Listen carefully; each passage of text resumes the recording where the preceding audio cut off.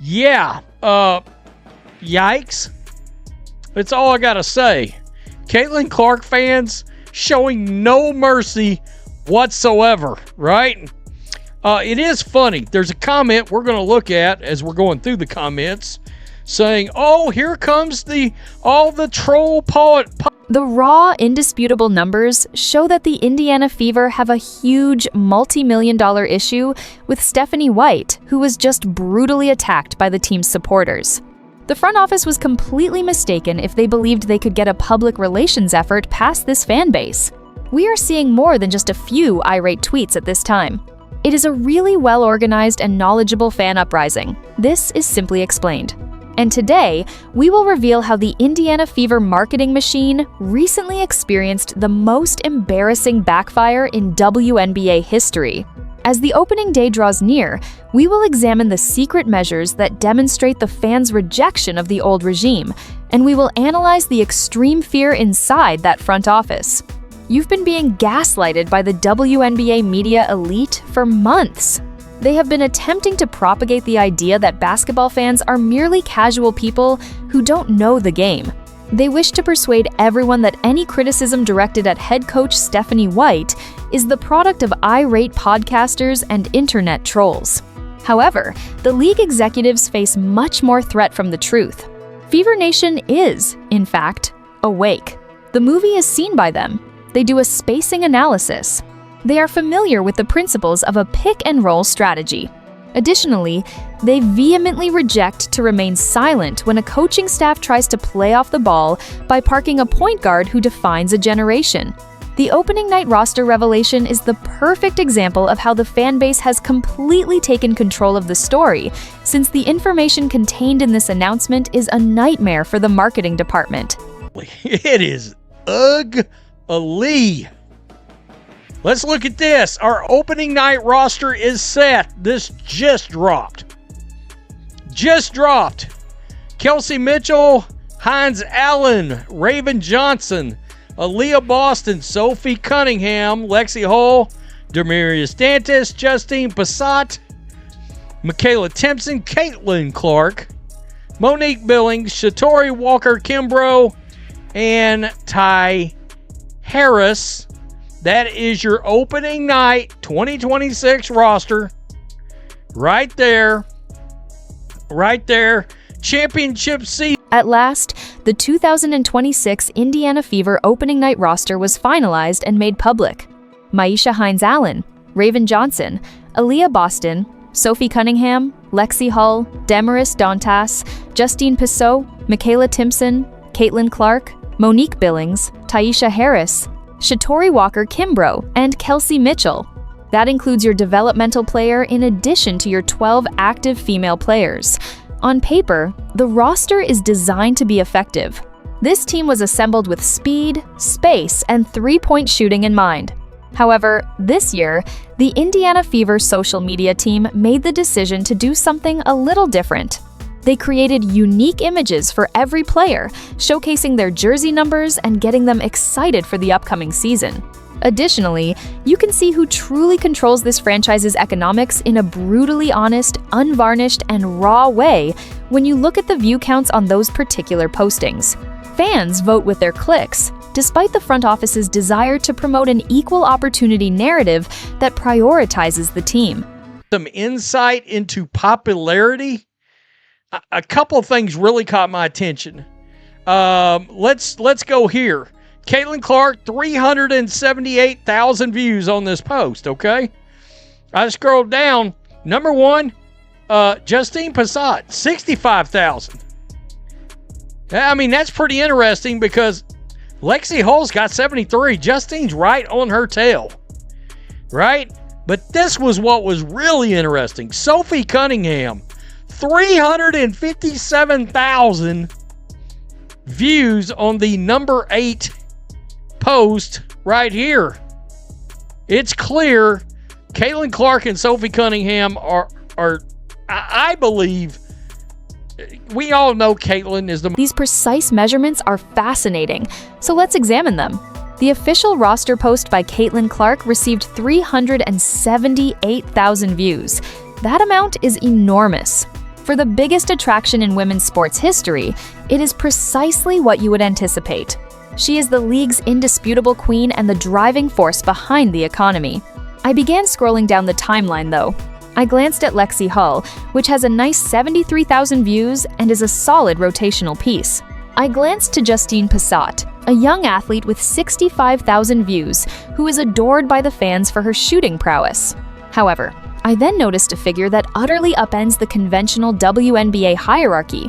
Views on the number 8 post right here. It's clear Caitlin Clark and Sophie Cunningham are I believe, we all know Caitlin is the most popular player. I think Sophie is top, really and truly top, probably 3 or 4. As far as actual popular, there's a lot more actual regular sports fans that know who the hell. Okay, so Sophie Cunningham? She had 357,000 views on her post. Can you appreciate the size of that figure? Caitlin Clark's number is 378,000. At 357,000, Sophie Cunningham is right there, breathing down her neck. This provides us with all the information we require on contemporary WNBA consumers. Sophie Cunningham is well known to the general public. Her unreserved enthusiasm is adored. They adore how tough she is. They adore how she plays the antagonist, blows out the lights, and doesn't give in to pressure. In contrast to Sophie's 357,000 views, Kelsey Mitchell, an amazing veteran, a key component of the franchise, and a highly compensated star who recently signed a Supermax deal, only has 31,000 views. Let me be crystal clear, this isn't directed at Kelsey Mitchell. She plays basketball like a pro. For the Indiana Fever marketing staff, however, this is a terrible reality check.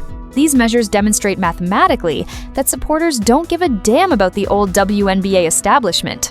Tenure doesn't matter to them. They are interested in the new energy. They are interested in the players who provide them with entertainment, infuse the floor with enthusiasm, and enhance Caitlin Clark's captivating style of play. And they really hate anyone who tries to obstruct that entertainment. This leads us to the complete disaster, the USA Basketball Post's online slaughter. Ooh-wee. I mean, the comments on this, yikes. Puke emojis. Stop promoting this awful coach if it doesn't make us like her anymore. How about stop trying to force us to glaze her? She destroyed the Vanderbilt program. Factual. That's factual. This one just kills me. The cesspool. In their infinite, disjointed wisdom, the Indiana Fever public relations team chose to release a congratulations image for head coach Stephanie White. She was chosen to be an assistant coach for USA Basketball in the forthcoming World Cup, they joyfully revealed. To be honest, the front desk assumed that the supporters would applaud. They believed that the supporters would honor the coaching heritage. For a coach who has faced a lot of criticism, they believed they might create some positive momentum. Rather, the post was taken over by the supporters, who completely destroyed it. It was an outright rejection of propaganda. Allow me to tell you the precise words of those who purchased the costly jerseys and tickets. One fan responded with a puke emoji. "Give up pushing this terrible coach. It no longer makes us like her. Would you mind giving up attempting to make us glaze her? She ruined the program at Vanderbilt. That's where we should stop. She ruined the program at Vanderbilt. That basketball enthusiast has a lot of knowledge. That isn't a casual observer. That person genuinely looked into the coaching background of Stephanie White. They examined her terrible time at Vanderbilt University, where the group continuously, 'We simply cannot wake up and get out of this nightmare,' another devotee commented. 'We simply cannot wake up from this nightmare,' another fan wrote. 'With her, we won't succeed, overvalued and must be removed.' Deep tactical worries soon began to pour into the comment area. In the World Cup, will she also attempt to keep Cece off the ball? She will also destroy that. A new coach, not an alphabet activist, is what the Fever needs. Take note of the complete, unadulterated disdain shown in these remarks. What she does doesn't matter to me as long as she leaves Cece alone. This coach is the league's most foolish, White is making every effort to destroy Cece's reputation, and you have a player that coaches would genuinely kill for. Either way, signature shoes coming in September. What is going on? Really? Ticket sales plummeted since she came to Indiana. The fans have spoken. They don't like the lies from the front office or the questionable figures like Stephanie. Boy, got to be more careful. I mean it. Yeah. The fans are making the connection. The front office lies are being exposed in real time. Ticket sales have drastically decreased since she moved to Indiana, according to a very astute admirer. Fans have voiced their opinions. They dislike Stephanie and other dubious individuals, as well as the front office's lies. The heat is almost palpable as it radiates from the screen. This group of fans has memories from the previous season. They recall being misled about how serious the injuries were. The perplexing rotations are recalled. They recall the media darling Carolyn Peck hauling water for Stephanie White and attempting to persuade everyone that the Fever plays better when Caitlin Clark isn't playing point guard. Fans do remember that. They recall the media's attempts to deceive them into thinking that depriving the world's best passer of the ball was a brilliant strategic play.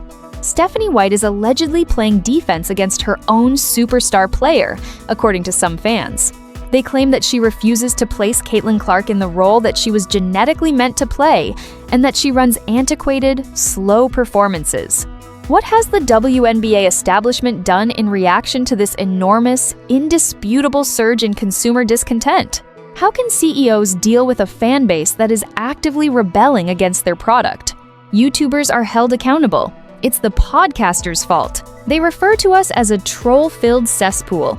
They want to act as though independent media can magically manage the minds of hundreds of thousands of mature, knowledgeable basketball fans. They want to think that if Simply Explained stopped producing videos tomorrow, fans would buy season tickets, fall head over heels for a flawed system, and fall in love with the off-the-ball tactics. It is the most self-destructive, conceited mindset in sports industry history. I don't give fans advice on how to feel. I am not obliged to. All we do is pass them the microphone. We draw attention to the reality that is ignored by the mainstream media. We display the precise remarks that the front office of the Indiana Fever is frantically attempting to remove, conceal from its corporate sponsors. I'm not at all sorry for it. We will always expose the Indiana Fever if they put a subpar product on the floor, put the best point guard of a generation in the corner to act as a decoy, or attempt to manipulate the fan base with cheap publicity stunts and practice tapes with microphones. Fans are on the lookout. They are awake and alert. They understand the subtleties of basketball strategy quite well. They keep tabs on secondary market ticket sales. They watch the film breakdowns and vehemently object to being treated like gullible consumers who will only eat whatever rubbish the league serves them. The WNBA establishment has now come to the realization that they are no longer in control of the narrative, which has them terrified. They are fans. Now that the season begins on Saturday, the strain is intolerable. Stay locked with my channel Hook Reports for all basketball updates.